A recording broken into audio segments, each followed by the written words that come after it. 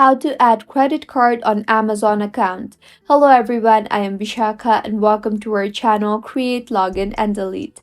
Let's get right into the tutorial. In order to add a credit card on Amazon account, open the Amazon application on your device first, or you can also do it through your web browser. I will open the Amazon application here. You will now be led to the home page of Amazon. Firstly, make sure you are signed in and then tap on the user icon from the bottom of your screen. Here, tap on the Your Payments option you see under your account and then tap on the Add a Payment Method button.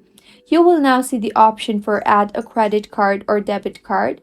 Now, if you want, you can tap on the Scan a Card option and firstly allow camera access to Amazon and then scan your credit card by placing the credit card in the center, or if you want, you can also enter manually. In order to enter manually, go back and start filling in your details such as your card number, expiration date, security code, and the name on the card.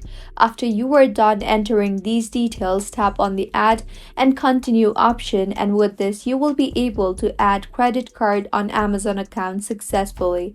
If you find this tutorial helpful, do subscribe to our channel. Thank you for staying with us until the end.